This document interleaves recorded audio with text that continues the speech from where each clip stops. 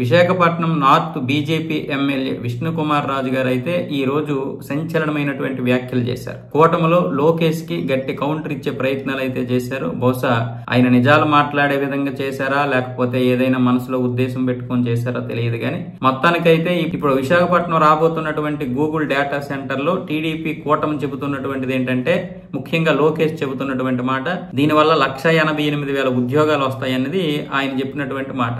కానీ ఇప్పుడు దీని గురించి విష్ణుకుమార్ రాజు చెబుతున్నటువంటి మాట ఏంటంటే, అన్ని ఉద్యోగాలు రావు, ఇదేమి కాల్ సెంటర్ కాదు, డేటా సెంటర్. అంటే గూగుల్ తన యొక్క డేటాని ఇక్కడ స్టోర్ చేసుకుంటుంది కాబట్టి దీనికి 1,88,000 ఉద్యోగాలు పక్కన పెడితే 1,00,000 ఉద్యోగాలకు కూడా గ్యారంటీ లేదు. కాకపోతే ఏంటంటే దీనివల్ల ఎంతో కొంత లాభం అయితే ఉంటుంది, గవర్నమెంట్ కి ఉంటుంది, ఎన్నో కొన్ని ఉద్యోగాలు అయితే వస్తాయి. అంతేగాని వాళ్ళు చెబుతున్నటువంటి ఫిగర్ అయితే రాదు అని ఈయన చెబుతున్నాడు. 1,00,000 ఉద్యోగాలు వచ్చే అవకాశాలు అయితే ఉన్నాయి. 1,88,000 ఉద్యోగాలు రాకపోవచ్చు కానీ 1,00,000 ఉద్యోగాలు రావచ్చు. లేదు అనుకుంటే దీనికి అనుబంధంగా మరికొన్ని సంస్థలు అయితే ఖచ్చితంగా వస్తాయి. గూగుల్ డేటా సెంటర్ గనక 2028లోకి అందుబాటులోకి వస్తే ఇక్కడ ఉన్నటువంటి ప్రత్యక్ష ఉద్యోగాలు కాకుండా పరోక్ష ఉద్యోగాలు కూడా కొన్ని ఉంటాయి. ఏ కంపెనీకైనా పరోక్ష ఉద్యోగాలు ఉండాల్సిందే. ఒక 1000 మందిని పెట్టుకున్నటువంటి కంపెనీకి కనీసం ఒక 500 మంది పరోక్ష ఉద్యోగాలు ఉంటాయి. అది ఉపాధికరంగా కావచ్చు, ఇంకొక రకంగా కావచ్చు. అలాగే గూగుల్ డేటా సెంటర్ వల్ల పరోక్ష ఉద్యోగాలతో పాటు మరికొన్ని అనుబంధ సంస్థలతో పాటు మరికొన్ని బయట కంపెనీలు కూడా వస్తాయి. గూగుల్ డేటా సెంటర్ ఉంది కాబట్టి అక్కడ ప్రభుత్వం దానికి కొన్ని సౌకర్యాలు ఏర్పాటు చేస్తుంది కాబట్టి ఆ సౌకర్యాలు ఉపయోగించుకోవడానికి మరికొన్ని కంపెనీలు వస్తాయి. అలాగే ప్రభుత్వాలు కూడా రాయితీలు ఇస్తాయి. పైగా చంద్రబాబు నాయుడు మీద చాలా మందికి నమ్మకం ఉంటుంది కాబట్టి ఈ విధంగా మొత్తానికైతే మరికొన్ని కంపెనీలు వస్తాయి, తద్వారా ఉద్యోగ అవకాశాలు కూడా పెరుగుతాయి. అయితే విష్ణుకుమార్ రాజు గారు చెబుతున్నది కూడా నిజమే.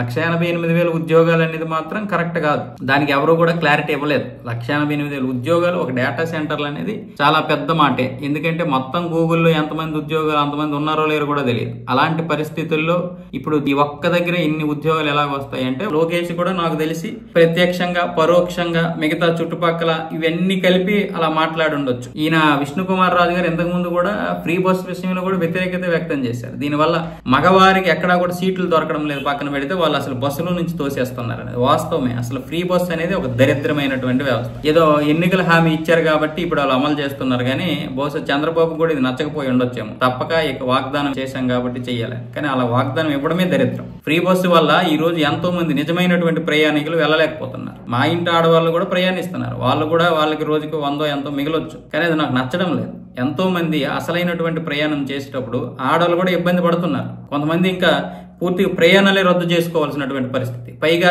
ఇప్పుడు బస్సులు కూడా తగ్గించేశారు. అడుగుదామంటే ఫ్రీ బస్సు కాబట్టి అడగడానికి కూడా లేకుండా అయిపోయింది.